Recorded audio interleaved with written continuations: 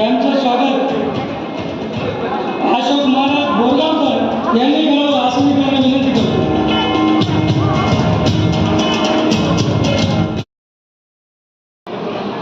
या संस्थेची दरवर्षीप्रमाणे यावर्षी दुसरी मीटिंग आहे. या मीटिंगकरिता सर्व व्यवसाय बंद आहेत. इव्हेंटवाले, सप्लायर्स, केटरिंग्सवाले आणि सर्व व्यवसाय बंधूंना खूप हार्दिक शुभेच्छा. खरं म्हणजे आज आम्हाला खरं म्हणजे दिल्लीला पाहिजे तो जरा मोठा प्रदर्शन आहे. आम्ही पत्रिकेवर नाव छापल्यामुळं मला त्या इच्छुकांना जाता आले नाही. यांच्या कार्यक्रमाला उपस्थित राहावं. खूप त्यांचं प्रोत्साहन बघून मी माझ्या एक्झिबिशनला जायचं कॅन्सल केलं आणि यांच्या बरीचशी मंडप संस्थेच्या मीटिंगला मी उपस्थित राहिले. खूप आनंद होतो की सर्व एकत्रीकरण मागे जेवढे होते त्याच्यापेक्षा दुप्पट संख्येला त्यांच्या सभासद जे आहे काळे मामा सर्वच मंडप व्यवसाय या संस्थेमध्ये जेवढे पण कार्यकर्ते आहेत, जेवढे मी कार्यकर्त्यांचे सभासद आहेत, अध्यक्ष उपाध्यक्ष सर्व माझा राघव परिवार आपला सर्व मित्रमध्ये तर्फे व्यवसाय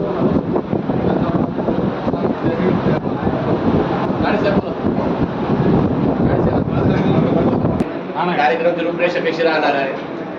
हा कार्यक्रम आहे हा म्हणजे आपल्या संभाजीनगरमधील प्रत्येक मंडप व्यवसाय आपल्या संघटनेशी जोडला जावा. त्याच्या अडचणी करता त्याला काही अडचणी आल्या किंवा हे झालं तरी सगळ्यांनी एकमेकाला सहकार्य करावं त्याच्याकरता हा कार्यक्रम आयोजित केला जातो आणि हे मंडप व्यवसायाला जोडण्यात येत आहे. जिल्ह्यात किती व्यावसायिक आहे? याच्यामध्ये जवळपास 300 व्यावसायिकांची नोंदणी आहे. आता अडचणी कशा आता सर आधुनिक झालेल्या आहे मंडप व्यवसायिकांचा. आता तुम्हाला काय अडचणी येणार आहे भविष्यात? काय कसं पाहणार आहे? आता भविष्यात अडचणी म्हणजे मंडप व्यवसायाला आता बँकेवाले साहेब आलेले, कोणाला लोनची अडचण आली, कोणाला काही रोडवर काही हे झालं ॲक्सिडेंट झालं तर एकमेकांना सहकार्य करावं. रेट वगैरे काही सवलत देता का शासन तुम्हाला विजेची इलेक्ट्रिसिटीसाठी? अजून तर सवलत आता बँकेनं अजून आम्हाला काही सवलत दिलीच नाही. उलट आमचं शासन याच्यात धंदा हे नाही आहे, मान्यकृत नाही. तुमच्या जिल्ह्यामध्ये केंद्राच्या मंडपाच्या फायली बेरोजगारांचे होत नाही त्याबाबत काय म्हणतात? त्या फायली पास होत नाही. नॅशनल बँकेमध्ये आम्हाला अकाउंट उघडलं जात नाही. जाधव साहेबांचं नाव मराठवाडाभर प्रसिद्ध आहे मंडप व्यवसायिकमध्ये. मला काय सहकार्य लाभतं त्यांचं? त्यांच्याकडे आम्ही कधी कोणतीही समस्या घेऊन गेलो तर ते आम्हाला मार्गदर्शन बी करतात आणि सहकार्य बी करतात. आज काय ठरणार आहे तुमच्या बैठकीत? कोणते ठराव करणार पास होणार आहे? नवीन काय होणार आहे? रजिस्ट्रेशन होणार आहे का? नवीन ओळख होणार आहे तुमच्या व्यावसायिकांची? काय होणार आहे या ठिकाणी? प्रत्येक समजा करमाडपर्यंत, वाळूजपर्यंत, हातसू हे पूर्ण छत्रपती संभाजीनगरचे जेवढेही मंडप व्यावसायिक आहे तेवढे येऊन त्यांना बँकेचे नॅशनल बँकेचं अकाउंट उघडण्यात यावं किंवा त्यांना काही समस्या असतील तर मामापुढं मांडावे म्हणजे ते आम्हाला मार्गदर्शन करतील आणि ते मार्गदर्शन करतात त्यांना आम्ही इथं बोलवण्यात ताडपत्री सुतळीचा काही राहिलेला नाही. आता आधुनिक मंडप आलेले आहे. काय काय आले त्याच्यात? काय डिझाईन वगैरे आलेले? जर्मन हँगर आलेले, पाईपचे मंडप आलेले, आता त्यात भरपूर डिझाईन आलेले आहेत. हे हिशोबाने पाहून म्हणलं ते कोणकोणी कार्यक्रमात कोणकोणी आणखी नेते उपस्थित तुमचं त्यांचं नाव मंत्री वगैरे येणार आहे? बसले स्टेजवर बसले नेते म्हणजे आता हे कुलकर्णी साहेब आहे, त्याच्यानंतर हे श्रीरामवार हे साहेब आहे, त्याच्यानंतर हे साहेब साहेब वलशेठ बाबा आहे, रामाजी हे म्हणजे मोठमोठे आमचे मंडपवाले त्यांचं आम्हाला मार्गदर्शन मिळावं यासाठी त्यांना म्हणजे हा काही राजकीय कार्यक्रम नाही. आमच्या मंडप व्यवसायाला जे काही या संस्था करायला लागतं ते त्यांनी आम्हाला मार्गदर्शन करावं याच्याकरता आम्ही हा मेळावा आयोजित केलेला आहे. ओके, धन्यवाद. अखिल मंडळ बहुउद्देशीय सेवा संस्था छत्रपती संभाजीनगर आपण 2025मध्ये या संस्थेची स्थापना केली.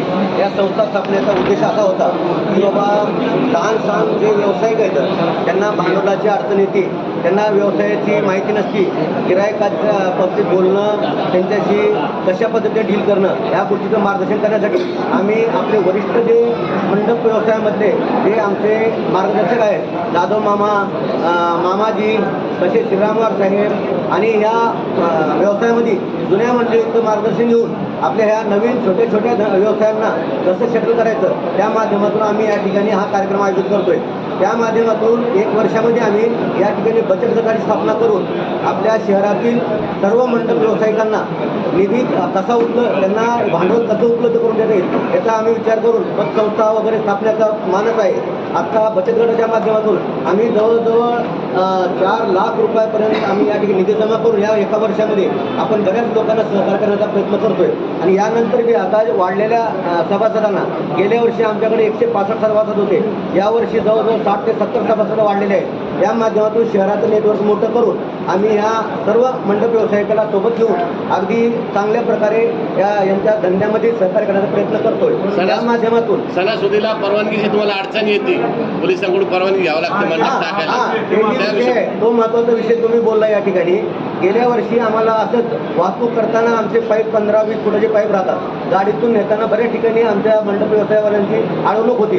त्यावेळेस आम्ही आयुक्तालयाला जाऊन आयुक्तांना भेटून त्या बाबतीत संदर्भामध्ये निवेदन देऊन त्यांच्याकडून असं आम्ही घेतलो किंवा मंडपवाल्यांना थोडी सवलत द्या.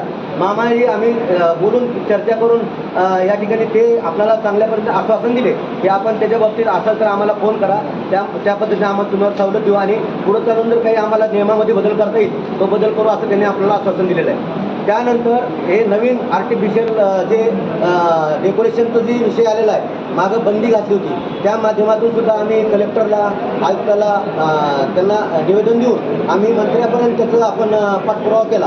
त्यांनी सुद्धा आपल्या ह्याच्यामध्ये विचार करू असं त्यांनी आम्हाला आश्वासन दिलेलं आहे. दुसरी गोष्ट, आमच्या मंडप व्यावसायिकाला असं राजकीय आश्रय नाही, त्याच्यामुळं मामाजी यांच्या माध्यमातून आपल्या लांडगे साहेबांनी आज विधानसभेमध्ये आपल्या या मंडप व्यवसायाचा तलवार घेऊन आपल्या या मंडपाविषयी विविध प्रश्नांना वाचा फोडण्याचं काम त्यांनी केलं आहे. त्यांचे खूप खूप आभार आहेत त्या माध्यमातून.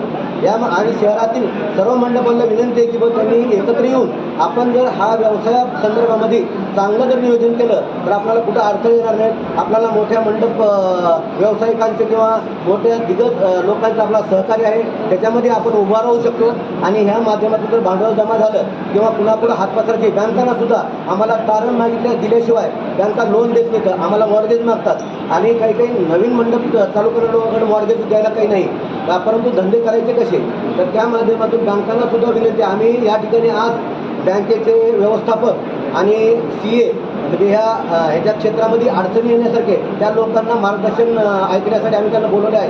त्यांच्या माध्यमातून आपल्याला जर काही सूचना मिळाल्या तर आपण जरूर ह्या मंडप व्यावसायिकासाठी त्याचा फायदा होईल, एवढंच मी. एक मुद्दा असा, DJ आणि साऊंड सिस्टीम बाबत तुम्हाला त्रास होतो, प्रायव्हेट मंडप व्यवसायाची चुकी म्हणतात, DJ वाजवले जातात, याबद्दल काय म्हणणं? डीजेवर बंदी घेतल्यावर तुमच्या धंद्यावर परिणाम होतो का? नाही, DJ काय त्यांनी नियमात जे दिलेलं आहे त्या नियमाप्रमाणे वागणं गरजेचं आहे. परंतु काय होतं माहिती आहे का, एकदमच तुम्ही DJ बंद करा म्हणजे आमची ज्या लोकांनी एवढं भांडवल गुंतवून हा व्यवसाय सुरू केला आहे त्यांचं किती नुकसान आहे, त्यांच्या मुलाबाळाचं किंवा त्या प्रपंच त्याच्यावर चालतो. हे DJ बंद करून चालणार नाही, त्यांना तुम्ही लिमिट घाला, त्यांना एक नियम घालून द्या, त्या नियमाप्रमाणे आम्ही हे सगळा व्यवसाय करू, कुणाला त्रास होणार नाही याची आम्ही काळजी घेऊ. परंतु DJ बंद करणं हे योग्य नाही, शासनाने याचा विचार करावा. तुमच्या आता संस्था निर्माण झाली, यानंतर तुमचे पतसंस्था किंवा पतपिढी तुम्ही निर्माण करणार आहात, माध्यमातून पतसंस्था पतपिढी चालू करणार. आम्ही आता एक छोट्याशा थेंबे थेंबे तळेसाचे या न्यायाप्रमाणे आपण आता बचत गटाच्या माध्यमातून जवळजवळ 40 मेंबरचा आम्ही बचत गट 1000 रुपये बचत गट बनवलेला आहे. आणि त्या माध्यमातून आता हे बचत गटाचं स्वरूप मोठं झालं तर आम्ही जरूर पतसंस्था बँकेच्या माध्यमातून उघडण्याचा प्रयत्न आम्ही करणार आहोत. आणि जर झालं तर आपण सगळ्या मंडप व्यवसायाकरता एक निश्चित बँक असावी अशी आमची संकल्पना आहे. धन्यवाद. चला, ओके.